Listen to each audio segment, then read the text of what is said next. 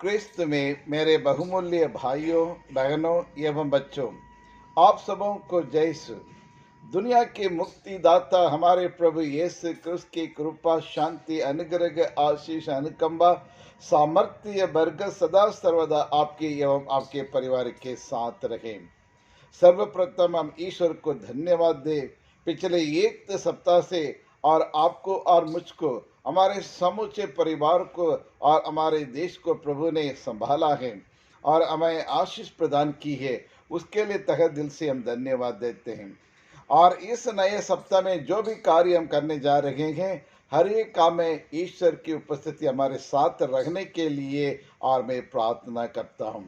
प्रिय विश्वासियों, आज माता कलसीय सामान्य काल का 26वां रविवार मना रही है और आज के मिसा बलिदान में और मनन चिंतन करने के लिए एक दो विशेष पाठ हमें दिया गया है। पहला पाठ जो है एसेकियल ग्रंथ अध्याय 18 पद संख्या 25 से और 28 तक, और संत मत्ती रचित सुसमाचार अध्याय 21 आदि पद संख्या 28 से 32 तक दिया गया है। प्रिय विश्वासियों, इन दोनों पाठों के द्वारा और हमें दो तीन प्रकार की एक शिक्षा में मिलती है।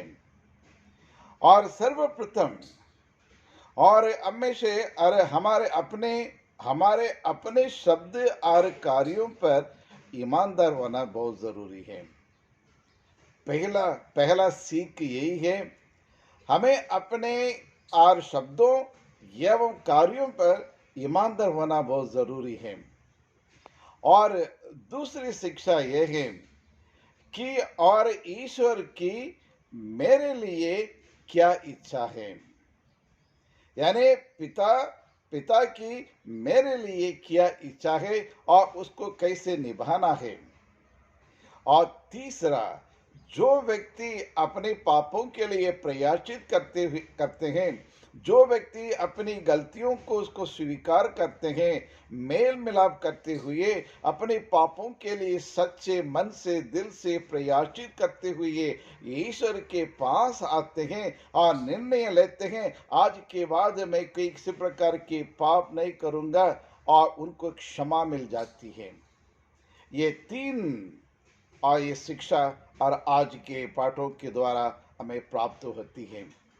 प्रिय विश्वासियों, आज दुनिया ये चाहती है हर एक इंसान ईमानदार बने, ईमानदार से अपने कार्य करे और उनके रिश्तों में ईमानदार रहे, वफादार रहे करके हर एक व्यक्ति चाहता है। लेकिन आज की इस आधुनिक दुनिया में एक ईमानदार, एक वफादार व्यक्ति को ढूंढना बड़ी मुश्किल हो जाता है। चाहे पारिवारिक जीवन क्यों ना हो, या सन्यासी जीवन क्यों ना हो, या आम और ये पारिवारिक जीवन क्यों ना है, हर क्षेत्र में ईमानदार व्यक्ति मिलना बहुत बहुत मुश्किल है। वफादार व्यक्ति बने रहना और उतना आसान नहीं है। और आज की परिस्थितियों के देख कर दुनिया की और इस हर चीज़ों को देखते हुए बदलते हुए जमाने में सब कुछ और चेंज हो जाता है। जैसे पुराने जमाने में लोग अपने जुबान के पक्की थे और अपने कभी जो कहते वो करके दिखाते थे, लेकिन आज ऐसा नहीं है। इंसान समय समय पर बदल जाता है, उनकी हर एक चीज बदल जाती है। जी हाँ, क्रिस्त में प्यारे भाइयों और बहनों, और क्यों एक ईमानदार व्यक्ति और होना चाहिए, हमारे अपने शब्दों एवं कार्यों पर क्यों ईमानदार होना चाहिए। प्रिय विश्वासियों, द अलेक्जेंडर पोप कहते हैं, एक ईमानदार व्यक्ति और ईश्वर का बेदाग रचना है। और एक ईमानदार व्यक्ति और ईश्वर का एक बेदाग और एक रचना है। He is an immaculate creation of God. A sincere person is the one who is created by God. और इतना ही नहीं, और वह और ईश्वर के समान है, जो सत्य के मार्ग पर चलने वाले, सत्य के स्वीकार करने वाले, जो ईमानदार रहने वाले वह ईश्वर के समान है, ईश्वर जैसा ही है, ईश्वर की तरह है करके और अलेक्जेंडर पोप कहते हैं। जी हाँ, क्रिस्त में प्यारे भाइयों और बहनों, आज हर एक इंसान ये कहना चाहते हैं मैं ईमानदार व्यक्ति हूँ, मैं वफादार व्यक्ति हूँ, मैं मेरे कार्य को मैं अच्छी तरह से करता हूँ, जो भी जिम्मेदारी मुझे दी जाती है मैं ईमानदारी से करता हूँ, मैं उसके लिए वफादार हूँ करके बोलते बहुत कुछ है, लेकिन करने में कुछ भी नहीं है। और इसलिए ईमानदार व्यक्ति ऐसे व्यक्ति होते हैं जो उनकी करनी और कथनी में कोई फर्क नहीं पड़ता है। जैसे वो कहते हैं और जैसे वो बोलते हैं वो कर दिखाते हैं। ऐसा नहीं कहते कुछ और कहते कुछ और करते और कुछ, ऐसा नहीं है। जी हाँ प्रिय विश्वासियों, लेकिन ईमानदार व्यक्ति बनने के लिए आज के लोग दिखावटी को अपनाते हैं। मैं ईमानदार हूँ, ये ईमानदार नहीं है, वो ईमानदार नहीं है, मैं ही और ईमानदार व्यक्ति हूँ करके, और इसमें दिखावा बहुत होते हैं। और ये लोग बोलते बहुत कुछ बोलेंगे, बहुत सारे वादाएं करेंगे, लेकिन कुछ निभाएंगे नहीं। और ये लोग अपनी जुबान के पक्के नहीं है।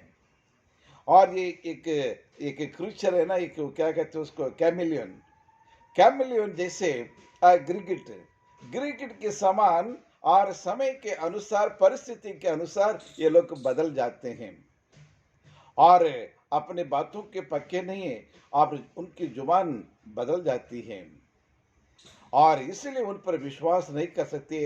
ये लोग विश्वसनीय लोग नहीं है, ये लोग ईमानदार लोग नहीं है, ये तो सब नाटक करने वाले लोग हैं। बहुत कुछ बोलेंगे लेकिन करने में कुछ भी नहीं है, और इनकी बातों पर आ जाए तो आप उसको धोखा खाएंगे। जी हाँ प्रिय विश्वासियों, और इसलिए ईमानदार व्यक्ति होना बहुत जरूरी है। आज की दुनिया में यार हम दो प्रकार के लोग हम देखते हैं, या मनुष्य में भी ये दो प्रकार के लोग, एक प्रकार के लोग ऐसे हैं जो बात करने में माहिर हैं और वो जानते हैं the art of talking, they are expert in the art of talking. वो लोग और बात करने की कला में बहुत माहिर हैं और ऐसी मीठी मीठी बातें करेंगे कि आप बिल्कुल उस पर विश्वास करने लगते हैं, और ऐसी ऐसी बात की कहानी बना के बताएंगे, उस कहानी के सुनने के बाद आपको लगता हो कि ये वास्तव में ये घटित घटना है करके। लोग इस प्रकार के लोग, और ये इस प्रकार के लोग बड़ी बड़ी बातें करेंगे लेकिन उसमें कोई सच्चाई नहीं है। और कुछ लोग ऐसे भी है, सामने कुछ बोलेंगे, आपके पीठ के पीछे और कुछ बोलेंगे। इसलिए उसको कहते हैं मुंह में राम राम और बगल में छुरी। इस प्रकार के लोग होते हैं ये बात करने वाले, और इसलिए ये लोग और इन पर इनके लिए समाज में और परिवार में और उतना उसके महत्व नहीं देते हैं। सबको मालूम है ये तो बातूनी है, बोलते बहुत कुछ और करते कुछ भी नहीं है। जी हाँ प्रिय विश्वासियों, लेकिन और ऐसे लोग और अपने काम पूरा करने के लिए आपके पास आपके क्या मक्खन लगाएंगे, बड़ी मीठी मीठी बातें कहेंगे और चिकनी चोपड़ी और ये बातें करके आपको मनमोहक कर देंगे, लेकिन वास्तव में उनका दिल और कुछ है, उनके मन में और कुछ भरा हुआ रहता है। इन लोगों पर विश्वास नहीं करना। जैसे फरीसी लोग हैं, सदूसी लोग हैं, और इसलिए प्रभु यीशु ने ऐसे लोगों को देखकर कहा they are white washed tombs, और ये पुता हुआ ये कब्र के समान ये लोग धिक्कार इन लोगों को। और इस करके प्रभु यीशु ने उनके ऊपर इस प्रकार के इल्जाम लगाए थे। और लेकिन और दूसरे प्रकार के एक लोग रहते हैं, वे वो लोग हैं और जो अपने कार्य में माहिर हैं, they are expert in doing. वो लोग जो अपने बातों के पक्के हैं और जो जुबान से निकलता है उसी को करके दिखाते हैं। जो वादा करते तो किसी भी हालत में भले कितने भी दुख तकलीफ को सामना करना पड़े, लेकिन वो लोग और जो वादा किया उस वादों को पूरा करने तक वो लोग साथ देते हैं। आप पूरा कर ईमानदार रहते हैं वो लोग, और कठिन परिश्रम को सामना करते हुए और उसको पूरा पूरा उसको निभाते हैं। ये लोग कभी कभी कड़वा भी बोल सकते हैं, और कभी-कभी और इनके शॉर्ट टेम्पर्ड भी हो सकते हैं, लेकिन उनका दिल साफ है और हमेशा दूसरों के प्रति और उनके संवेदनशील रहता है। दूसरों के प्रति और मन में तरस आता है, दूसरों की भलाई करने के लिए सोचते हैं, दूसरों के दुखों को अपन दुख समझकर उनकी मदद करने के लिए तैयार हो जाते हैं। जी हाँ, क्रिस्त में प्यारे भाइयों और बहनों, ये दूसरा प्रकार के लोग हैं। ये लोग ज़्यादा बोलेंगे नहीं, लेकिन अपने और कार्य द्वारा दिखाएँगे, अपनी क्रिया द्वारा दिखाएँगे और कर दिखाएँगे, उदार मन से और आपको दान धर्म करेंगे। और ये दूसरे प्रकार के लोग, हम किस प्रकार के लोग इन दोनों में से, ज़्यादा बोलने वाले या फिर ज़्यादा करने वाले, ये तो हमारे ऊपर रहता है। जी हाँ, कृष्ण में प्यारे भाइयों और बहनों, कोई भी व्यक्ति ऐसे ईमानदार नहीं बन सकते हैं। एक महान व्यक्ति बनने के लिए धन दौलत नाम प्रतिष्ठा पद और अथॉरिटी और या फिर उसके डिग्री की कोई ज़रूरत नहीं है। एक व्यक्ति ईमानदार व्यक्ति बनने के लिए, एक व्यक्ति महान व्यक्ति बनने के लिए या एक महात्मा बनने के लिए और उनके पास नम्रता होना चाहिए, विनम्रता होना चाहिए और ईश्वर की आज्ञाकारी बनना चाहिए और ईश्वर के वचन को निर्देशों को सुनना चाहिए और दूसरों के प्रति संवेदनशील होना चाहिए, न्याय के मार्ग पर चलना चाहिए, सत्य के मार्ग पर चलना चाहिए और भातृ प्रेम होना चाहिए और मानवता की सेवा करना, सच्चे और निस्वार्थ भाव से सेवा करना चाहिए। यही गुण और आपको और मुझे को एक महान व्यक्ति बना सकता है। प्रिय विश्वासियों, हमारे प्रभु यीशु ने वही किया है।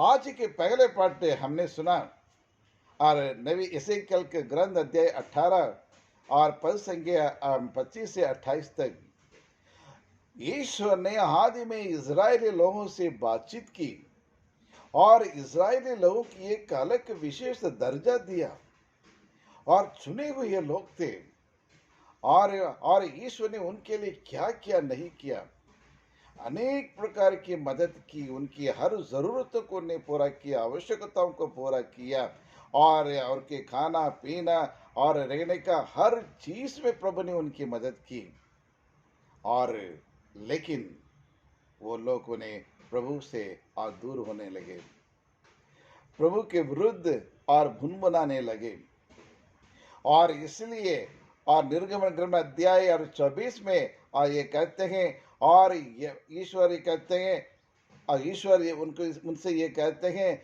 यदि आप लोग और मेरे मार्ग पर चलोगे, मेरे आदेशों के निर्देशों के पालन करोगे, आप लोग जीवन फलेगा फूलेगा करके ईश्वर कहता है।